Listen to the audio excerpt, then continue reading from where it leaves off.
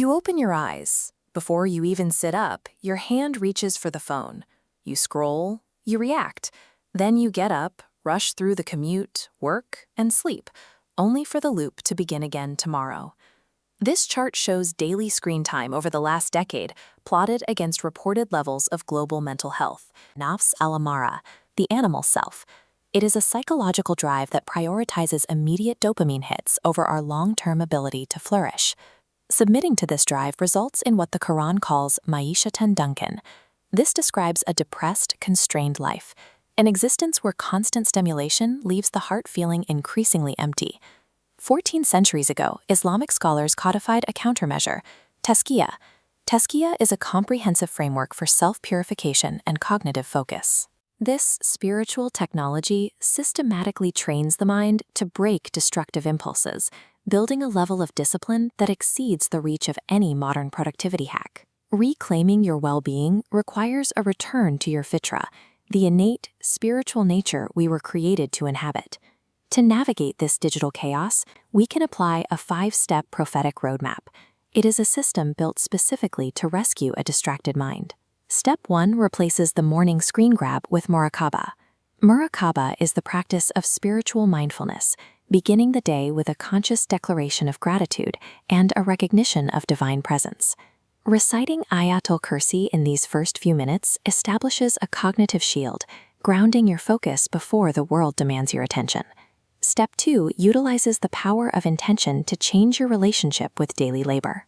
By setting a higher purpose for your work, such as providing for your family to please God, you transform mundane survival into ibadah. Ibadah is a state of active worship that gives spiritual weight to every hour of your shift. Step 3 mandates a 10-minute daily pause to read a physical text, like the Quran. This deliberate, analog focus breaks the cycle of ghafla.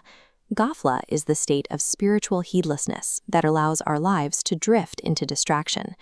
Whoever controls these first moments of the morning decides whether they will lead their day with purpose or let their impulses lead them into noise. Step 4 focuses on guarding a single, simple sunnah, a prophetic habit, for 30 days. Small, consistent actions build stronger connections than radical, unsustainable shifts. You might choose a grounding physical practice, like using a siwak. This natural twig used for cleaning the teeth serves as a recurring tactile anchor for your focus throughout the day. Maintaining a 100% bright line rule for one specific habit is easier for the brain to sustain than a vague commitment to be better. Step 5 is the practice of muhasabah, or evening reflection. It requires turning off all technology before sleep to audit the day's actions. This audit activates the nafs al-lawama, the self-correcting conscience. Forcing ourselves to answer for where we lost focus prevents the heart from growing numb to our own distractions. Inner peace requires the constant presence of this self-correcting conscience, an internal guide that pulls us back the moment we begin to drift. The final goal of this framework is to achieve the Nafs al-mutmainna, the soul at peace. A person in this state moves through the same chaotic modern world as everyone else, but they are protected by an internal calm and tawakkul. Tawakkul is a state of total trust in God that acts as an insulator against modern anxiety. Failing to intentionally control our attention means risking the realization at the end of our lives that we spent our given years on nothing. You can choose to wake up. Go to the comments and type Alhamdulillah as your physical declaration. If this resonated with you, share it with one person who is struggling to find focus and subscribe for the full 30-day journey.